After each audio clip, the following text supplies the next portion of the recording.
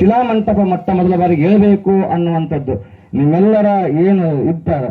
ನಂತರವೇ ಏನು ಅನುಷ್ಠಾನ ಕೊಟ್ಟೂರು ಬಸವೇಶ್ವರ ಶಿಲಾಮಂಟಪ ಇಲ್ಲಿ ಏನು ಆಗೋದಿಲ್ಲ ಅಲ್ಲಿವರೆಗೂ ಕೂಡ ನಾವು ಹೇಳಿದ್ವಿ, ಇಲ್ಲಿ ಅನುಷ್ಠಾನವೂ ಆಗೋದಿಲ್ಲ, ಇದು ಆಗೋದಿಲ್ಲ. ಬಹುಶಃ ಬಹಳ ಅದ್ಭುತ, ನೀವೆಲ್ಲ ಬಹಳ ಪ್ರೀತಿಯಿಂದ ಮಾಡಿರಿ.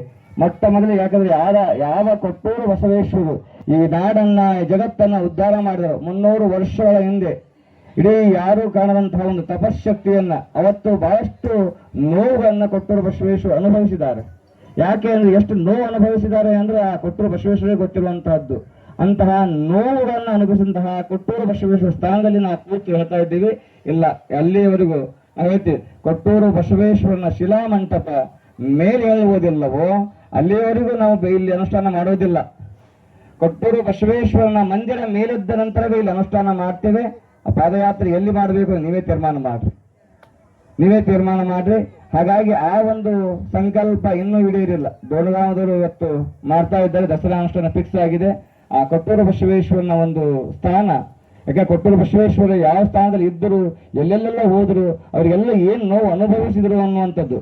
ಕೇವಲ ಕೊಟ್ಟೂರು ಬಸವೇಶ್ವರನ್ನು ಸಾಕಷ್ಟು ಪ್ರಸಾರ ಇದೆ, ಆದರೆ ಅವರ ನೋವು ಎಷ್ಟು ಅನುಭವಿಸಿದ್ದಾರೆ ಅನ್ನುವಂಥದ್ದು ಅದು ನಮಗೆ ಮಾತ್ರ ಗೊತ್ತಿರುವಂಥದ್ದು.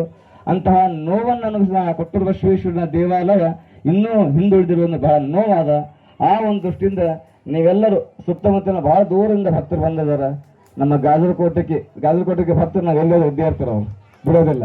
ಗಾಜಲಕೋಟೆಗೆ ಆಗಿರ್ಬೋದು, ಸುತ್ತ ಹಳ್ಳಿಯವರು, ಕರ್ದಾಳ ಗ್ರಾಮ ಆಗಿರ್ಬೋದು, ನೀವೆಲ್ಲ ಪ್ರೀತಿಯಿಂದ, ವಿಶ್ವಾಸದಿಂದ, ನಂಬಿಕೆಯಿಂದ ಒಂದು ಸ್ವಾಗತ ಮಾಡ್ರಿ. ನಿಮ್ಮೆಲ್ಲರಿಗೂ ನಾವು ಚರವಣಿ ಆಗಿದ್ದೀವಿ.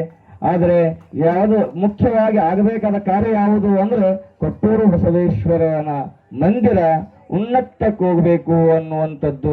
ಆ ನಿಟ್ಟಿನಲ್ಲಿ ಮುಂದಿನ ದಿನಮಾನದಲ್ಲಿ ನೀವೆಲ್ಲರೂ ಬನ್ನಳ್ಳಿ ಗ್ರಾಮವಾಗಿರ್ಬೋದು, ಸುತ್ತಮುತ್ತ ಗ್ರಾಮವಾಗಿರ್ಬೋದು, ಈ ಕೊಟ್ಟೂರು ಬಸವೇಶ್ವರನ ದೇವಾಲಯವನ್ನ ಒಂದು ಉನ್ನತ ಸ್ಥಾನಕ್ಕೆ ತೆಗೆದುಕೊಂಡು ಹೋಗುವಲ್ಲಿ ಎಲ್ಲರೂ ಪ್ರಯತ್ನ ಪಡಿ ಅನ್ನೋ ಮಾತನ್ನು ಹೇಳ್ತಾ, ನಿಮಗೆಲ್ಲರೂ ಕೂಡ ಜಗದ್ಗುರು ಬುಧೇಶ್ವರ ಹಾಗೂ ಗಂಗಾಧರ ಶಿವಾಚಾರ್ಯರು ಕೊಟ್ಟೂರು ಬಸವೇಶ್ವರ ಆಶೀರ್ವಾದ ತಮ್ಮೆಲ್ಲರ ಮೇಲೆ ಇರಲಿ. ತಮ್ಮೆಲ್ಲರಿಗೂ ಕೂಡ ಎಲ್ಲಾ ರೀತಿಯಿಂದ ಈ ವರ್ಷ ಸ್ವಲ್ಪ ಮಳೆ ಪಡಿ ಸರಿ ಇದೆಯಲ್ಲ, ಕಷ್ಟ ಇದ್ದಂಗೆ ಕಾಣಿಸ್ತದ ಅಲ್ಲ, ಆದ್ರೂ ಕೂಡ ಆ ಒಂದು ನಿವಾರಣೆಯನ್ನ ಮಾಡಲಿ ಅಂತ ಭಗವಂತನಲ್ಲಿ ಪ್ರಾರ್ಥನೆ ಮಾಡ್ತಾ ನಮ್ಮ 2 ಮಾತುಗಳನ್ನ ಗುರುವಿನ ಪಾದಕ್ಕೆ ಅರ್ಪಿಸುತ್ತೇವೆ. ಶಿವಂ ಭೂಯಾತ್.